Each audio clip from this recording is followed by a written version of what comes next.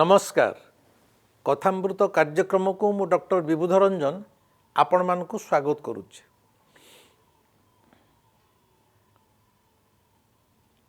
आज मु जो कथा कहया को चाहूँगी ता सहित आमे समस्ते अल्पे बहुत परिचित एवं ये कथामृत कार्यक्रम को देखुथिबा अनेक दर्शक मते व्यक्तिगत भाव में फोन करी कहउचंती आपण जो विषय कहे को जाउचंती सामान्य सूचना ता प्रथमे देदेले आमको टे भल लगंता। आज मु कहे को चाहूँगी जे ए संसार हैला एक चित्रित नंदीघोष रथ बुझी पड़छन तो ए संसारटा हैला एक चित्रित नंदीघोष रथ। नंदीघोष रथ रथयात्रा बेले जेतले दांडरे घर घर नादरे जाऊ थाए समस्ते देखिचंती आम पुरीर तीनोटी जाक रथयात्रा रथ एभली सुंदर भाबरे सजा ही थाए। तार चक ठारू आरंभ करी अख जाए दंडार ठारू आरंभ करी जगन्नाथ जोठी बसंती ता पछ जाए सबुआड़े सुंदर नानादी रंगरे चित्रित होता है। ता छड़ा नेली नाली हलदिया नाली कला नाली ये जो कोनारे जो रथटा को सजा ही थाए अति सुंदर दिशु थाए एवं पृथ्वी रे एभली रथयात्रा माने सज्जित रथयात्रा क्वचित देखा को मिली थाए। आपण माने समस्ते अल्पे बहुते जो माने सीधा सड़क श्रीक्षेत्र को आसीचंती से माने रथयात्रा देखिथिबे एवं मु जो कहूची चित्रित रथयात्रा रथ ताकू देखिथिबे। जो माने भी पुरी आसी नांती से माने टीवी रे भी देखिथिबे। पुरीर रथयात्रा श्रीक्षेत्र रे नाही नथिबा गहली रंग बेरंगर साजसजा बड़दाण्ड ठारू गुंडीचा घर जाए रास्तार दुई पार्श्वरे विभिन्न बजारर विपणी मेला होता है। 9 दिनर एक सुंदर मेला कोठी माकड़ नाच करुच्ची कोठी भालू नाच करुच्ची कोठी चक्री दोली रे पिला माने बुलुचंती खेलुचंती कोठी बेलून बिका होची कोठी आइसक्रीम बिका होची कोठी पॉलिश्री मेला रे भळी भळी दुकान खोला होईची। पुरी रथयात्रा को जो मैंने आसी थिबे 9 दिन पुरी रे थिबे बा देखी थिबे जानुथिबे एते सुंदर मेला जहाँ भितर लक्ष लक्ष लोक जीवन को मेला भितर उपभोग करुथांती एवं यही मेला भितर मध्य अनेक कलाकार माने मु कहूची आम मनुष्य मानकू आमे माने किछि कम कलाकार नुह जीवन रे यही मेला भितर रथर मेला भितर अनेक कलाकार माने मध्य बहुत किछि जिनस साउंड थांती।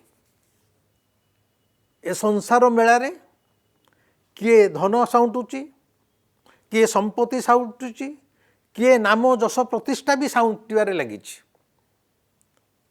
कारण श्रीक्षेत्र रथयात्रार मेला जेमती अबिकल सेमती होची ए संसार मेला। किंतु प्रश्न उठुची तमे जो यही मेला भितर मौजरे अछ निजको टिके पचार तम हाथ परमात्मा हाथ को धरिची तो मेलारे बुल मौज मजलिस कर ए संसार मेलारे किंतु निजको पचार ए मेला भितर तम हाथ परमात्मा हाथ को धरिची तो नाई जदि धरी नाही ताहले तमे निजको निजे जानो ए जीवनटा व्यर्थ हो गला। ए जीवनटा अकारण ए जीवनर अर्थ किछि नाही मूल्य किछि नाही। तमे जदि परमात्मा को हाथ को छाड़ी देइच ताहले तमे ए संसार मेला रे जने अजणा पथचारी अजणा पथिक। ए संसार मेला रे प्रत्येक जने जने अजणा पथिक से मेला रे चलीची एवं भावुची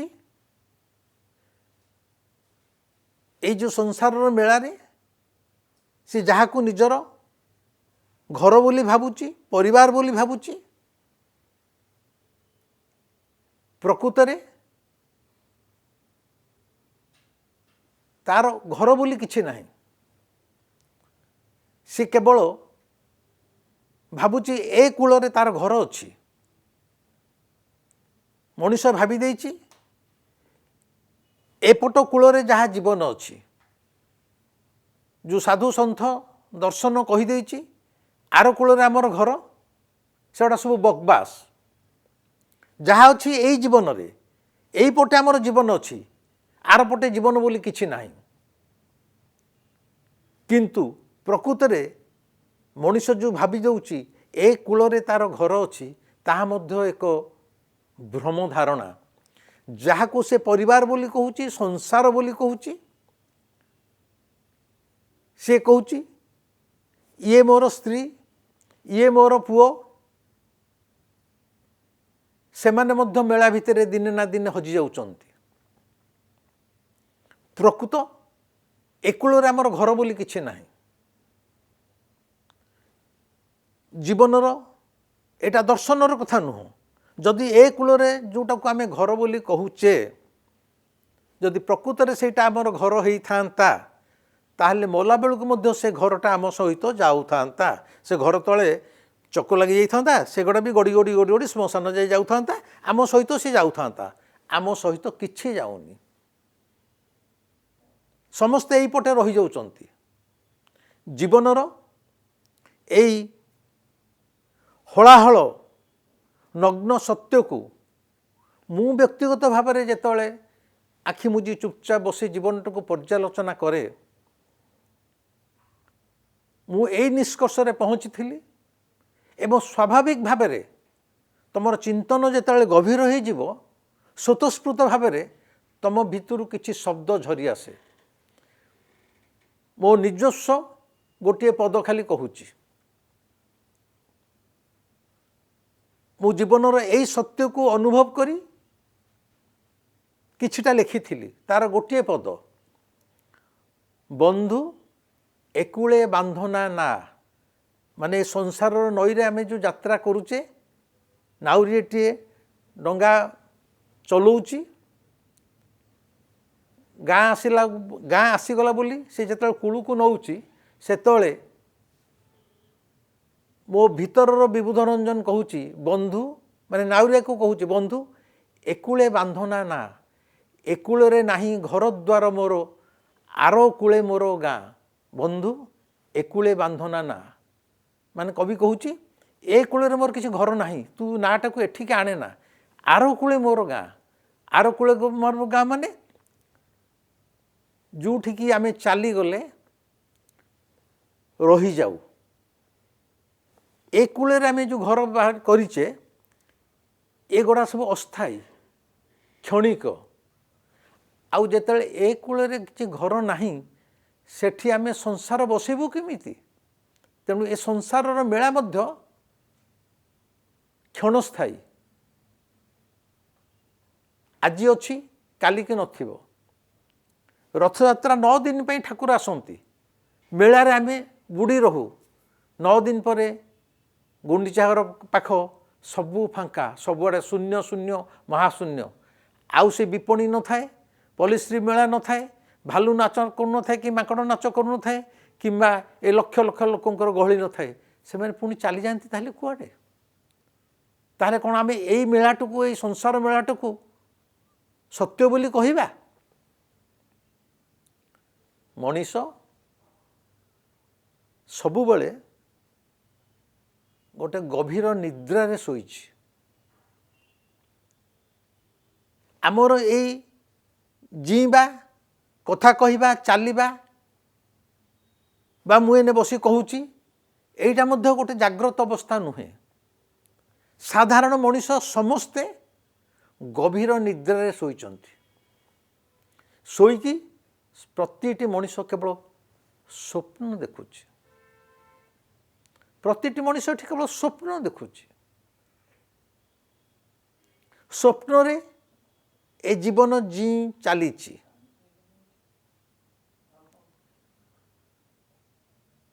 ଚାଇନାର ଜଣେ ଧର୍ମଗୁରୁ ଥିଲେ।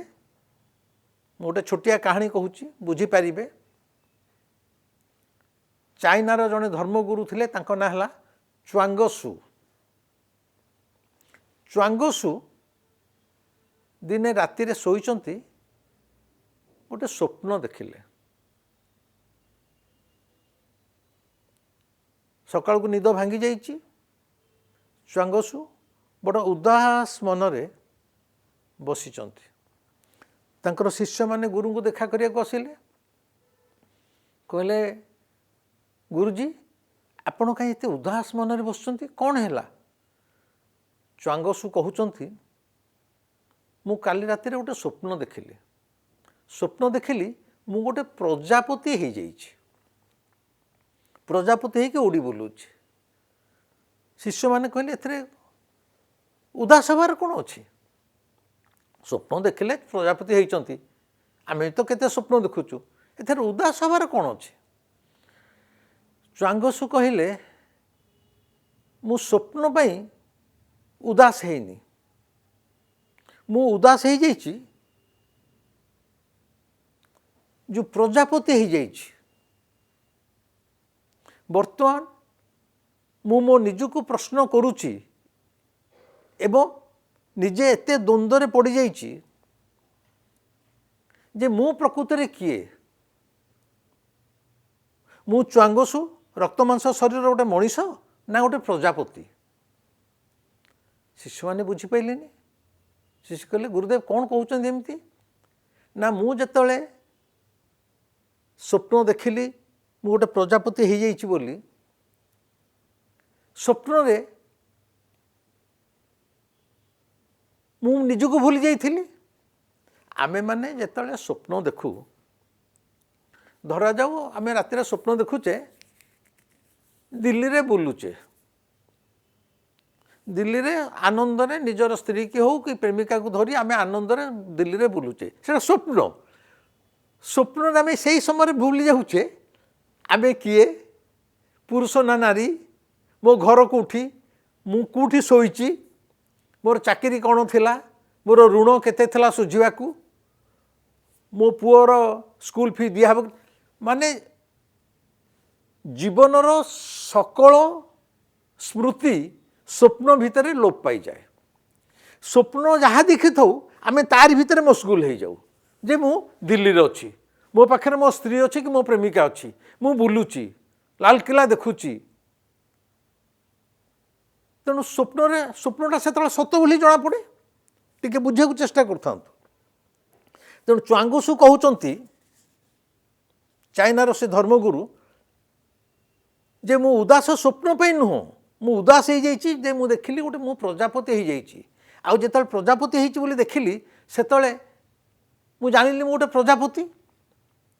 ଏନେ ଯେତେବେଳେ ନିଦ ଭାଙ୍ଗି ଯାଇଛି, ମୁଁ ବସି ଭାବୁଛି ଯଦି ଚ୍ୱାଙ୍ଗସୁ ବୋଲି ମଣିଷଟି ସ୍ୱପ୍ନରେ ପ୍ରଜାପତି ହେଇଯାଇପାରେ ସ୍ୱପ୍ନରେ, ତେବେ ହୁଏତ ବର୍ତ୍ତମାନ ଗୋଟେ ପ୍ରଜାପତି ଶୋଇକି ସ୍ୱପ୍ନ ଦେଖୁଥିବ ସିଏ ଚ୍ୱାଙ୍ଗସୁ ହେଇଯାଇଛି ବୋଲି। ବୁଝିପାରୁଛନ୍ତି କଥାଟା? ଚ୍ୱାଙ୍ଗସୁ କହୁଛନ୍ତି, ଯଦି ମୁଁ ସ୍ୱପ୍ନରେ ଦେଖିଲି ମୁଁ ଗୋଟେ ପ୍ରଜାପତି ହେଇଯାଇଛି, ସେମିତି ଗୋଟେ ପ୍ରଜାପତି ହୁଏତ ଏନେ ଶୋଇକି ସ୍ୱପ୍ନ ଦେଖୁଥିବ ସିଏ ଚ୍ୱାଙ୍ଗସୁ ହେଇଯାଇଛି ବୋଲି।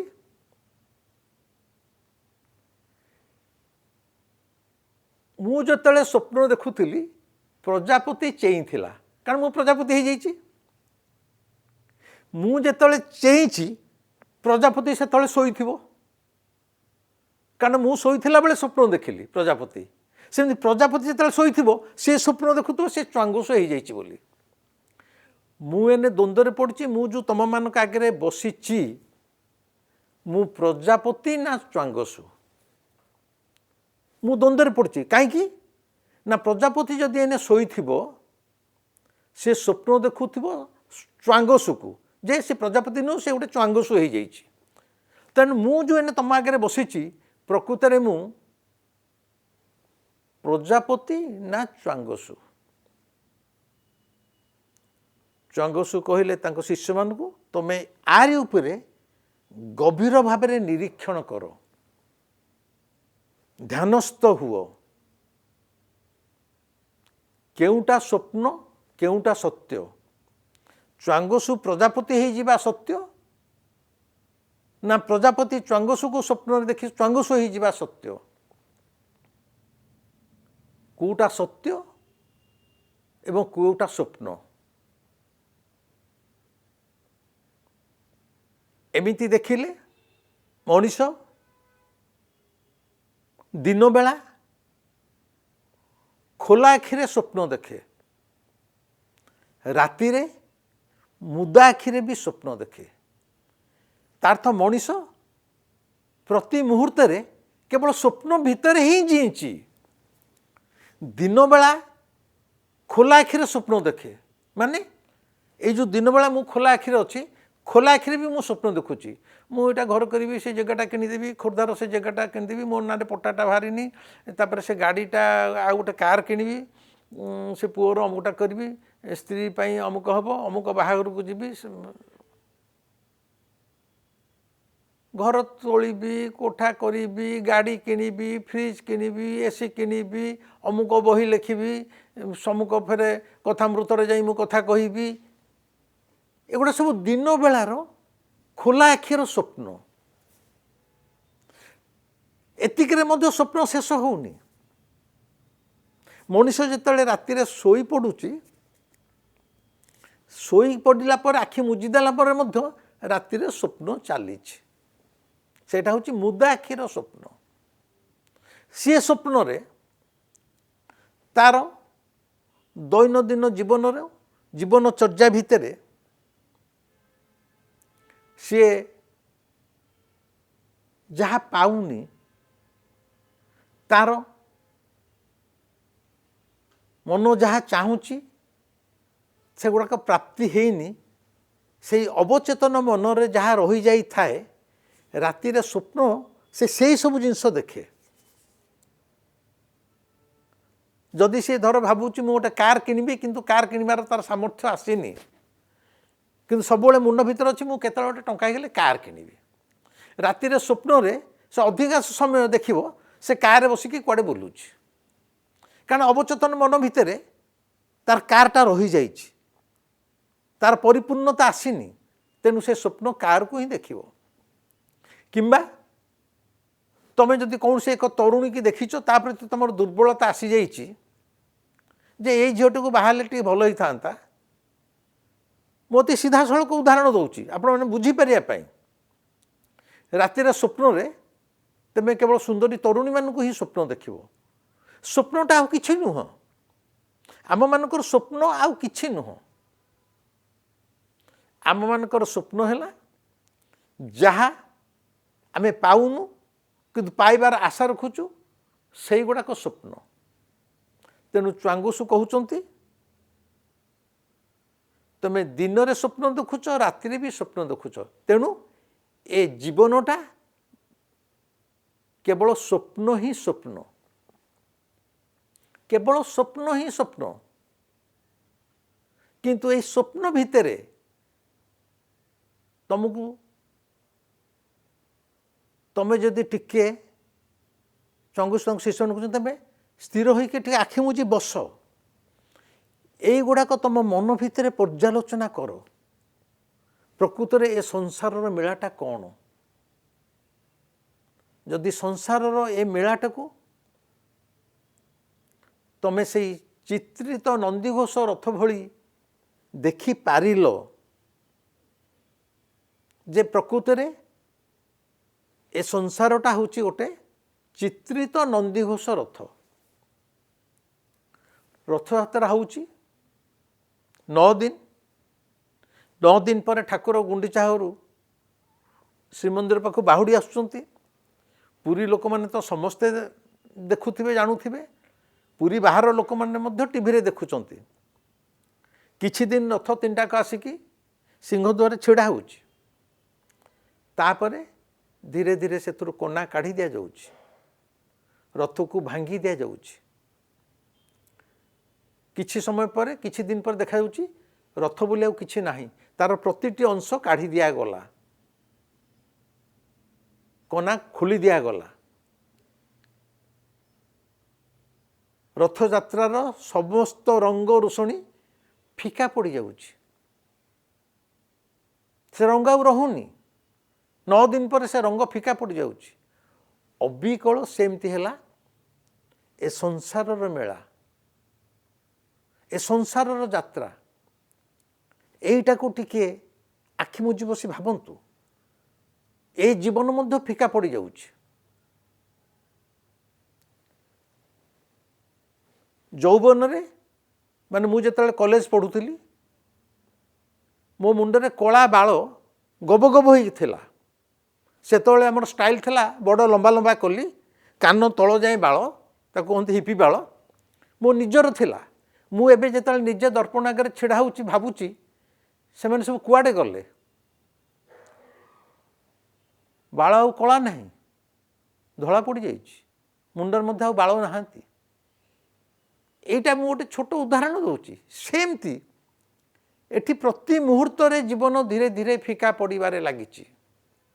ପ୍ରତି ମୁହୂର୍ତ୍ତରେ ଏ ସଂସାରର ମେଳା ମଧ୍ୟ ସେମିତି। ଯଦି এই ସଂସାରର ମେଳାଟାକୁ ଆମେ ସେଇ ରଥଯାତ୍ରାର ମେଳା ବୋଲି ଭାବି ନେବା, ଗ୍ରହଣ କରିନେବା, ତାହେଲେ ଜାଣିବା ଦିନେ ନା ଦିନେ ଏ ସଂସାର, ଏ ଜୀବନ ସବୁକିଛି ଫିକା ପଡ଼ିଯାଉଛି। ଏଇଟା କେବଳ ଗୋଟେ ସ୍ୱପ୍ନ, ସ୍ୱପ୍ନ ଛଡ଼ା ଆଉ କିଛି ନୁହେଁ। ଆଉ ଗୋଟିଏ ଛୋଟିଆ କାହାଣୀ କୁହନ୍ତୁ। ବୁଦ୍ଧଦେବ ତାଙ୍କର ଶିଷ୍ୟମାନଙ୍କ ସହିତ ଥରେ ଗୋଟେ ସମୁଦ୍ର କୂଳ ରାସ୍ତାରେ ଯାଉଛନ୍ତି। ଆପଣମାନେ ଜାଣିଥିବେ ସମୁଦ୍ର କୂଳରେ ଯେତେବେଳେ ପିଲାଟେ ପହଞ୍ଚିଯାଏ, ପିଲାମାନେ ବାଲି ଭିତରେ ଗୋଡ଼ ଭର୍ତ୍ତି କରି ଘର ତୋଳନ୍ତି, ମନ୍ଦିର ତୋଳନ୍ତି। ବୁଦ୍ଧଦେବ ଦେଖୁଛନ୍ତି ଅନେକ ପିଲା ବାଲି ଭିତରେ ପାଦ ଭର୍ତ୍ତି କରି ସବୁ ଏଡ଼େ ଏଡ଼େ ଘର ତୋଳିଛନ୍ତି। ପାଦ ଥୁଆ ହେଇଯିବ। ମୋର ଯେହେତୁ ଘର ପୁରୀ, ପିଲାବେଳ ଠାରୁ ବର୍ତ୍ତମାନ ଏ ବୟସରେ ମୁଁ ପ୍ରତି ରବିବାର ଦିନ, ଏଇ ବୟସରେ ପ୍ରତି ରବିବାର ଦିନ ମୋତେ ଯିଏ ଯିବ ଦେଖିବ ପୁରୀ ସମୁଦ୍ର କୂଳଠି ନହେଲେ ଶ୍ମଶାନଠି। ମୁଁ 3-4 ଘଣ୍ଟା ପ୍ରତି ରବିବାର ଦିନ କେବଳ ସମୁଦ୍ର କୂଳରେ ଏକୁଟିଆ ବସିକି ସେଇ ସମୁଦ୍ର ଆଉ ଢେଉକୁ ଚାହିଁଥାଏ ଏବଂ ଜୀବନଟା କ'ଣ ତାକୁ ମୁଁ ମୋ ଭିତରେ ତାକୁ ଟିକେ ହରଣ ଗୁଣାଣ ଫେଡ଼ାଣ ମିଶାଣ କରୁଥାଏ। ଏବଂ ଏ ବୟସରେ ବି ଯେତେବେଳେ ମୁଁ ଯାଏ ପାଦ ବାଲି ଭିତରେ ଭର୍ତ୍ତି କରି ଘର ତୋଳେ, ବୟସ୍କ ଲୋକମାନେ ଦେଖି କହନ୍ତି ଏ ବୋଧେ ଲୋକ ପାଗଳା ହେଇଯାଇଛି। ବୁଦ୍ଧଦେବ ଯେଉଁ ଦେଖୁଛନ୍ତି, ଦେଖିଲେ ବାଲି ତୋଳୁଥିଲା, ଏତିବେଳକୁ ଦୂରରୁ ତାଙ୍କ ମାଆ ଡାକିଲା, ଆରେ ସନ୍ଧ୍ୟା ହେଲାଣି ପିଲାମାନେ ଫେରିଆସ। ପିଲାମାନେ ସାଙ୍ଗେ ସାଙ୍ଗେ ଯେଉଁ ଘରଟାକୁ ନିଜେ ତୋଳିଥିଲେ ତାରି ଉପରେ ପାଦ ଚକୁଟି କୁଦାକୁଦି କରି ସବୁ ଭଙ୍ଗାଭଙ୍ଗି କରି ଘରକୁ ଫେରି ଆସୁଛନ୍ତି। କିନ୍ତୁ ଆମର ଯେଉଁ ବଡ଼ ମଣିଷମାନେ, ଆମେମାନେ ଯେଉଁ ବାଲିରେ ଖେଳୁଛୁ, ବାଲିରେ ଘର ତୋଳୁଛୁ, ଆମର ବାଲି ଘର ଯେତେବେଳେ ଆମେ ଖେଳୁ ସେତେବେଳେ ଏଇ ବାଲି ଘର ପାଇଁକି କେତେବେଳେ ଖଣ୍ଡା ଭାରି ଆସୁଛି, କେତେବେଳେ ବନ୍ଧୁକର ଗୁଳି ଭାରି ଆସୁଛି, ପୋଲିସ ଥାନା ଫାଣ୍ଡି ଆମେ ହେଉଛେ। ପିଲାମାନେ ଯେ କେବଳ ବାଲିରେ ଖେଳନ୍ତି ତା ନୁହେଁ, ତାଙ୍କଠାରୁ ଆମେମାନେ ଏତେ ନିର୍ବୋଧ, ଆମେ ଜୀବନ ସାରା ବାଲିରେ ଘର ତୋଳୁଥାଉ। କହିବାର କଥା ହେଲା ଯେତେବେଳେ ଯେଉଁ ମଣିଷର ହୃଦବୋଧ ହେଇଯିବ ଯେ ଏ ଜୀବନ, ଏ ସଂସାରର ମେଳା ରଥଯାତ୍ରାର ମେଳା ଭଳି ଅଳିକ, କିଛି କ୍ଷଣର କିଛି ଦିନର। ରଥଯାତ୍ରାରେ ଯେମିତି ରଥ ସରିଗଲା ପରେ ରଥ ଭଙ୍ଗା ହେଇଯାଉଛି, ରଙ୍ଗ ଫିକା ପଡ଼ିଯାଉଛି, ଏ ଜୀବନ ମଧ୍ୟ ଫିକା ପଡ଼ିଯିବ। ଏଇ ହୃଦବୋଧ ଯେତିକିବେଳେ ହେବ ସେତିକିବେଳେ ଗୋଟେ ଅମୃତ ସମ୍ଭାବନାର ଦ୍ୱାର ଜୀବନ ପାଇଁ ଖୋଲିଯିବ।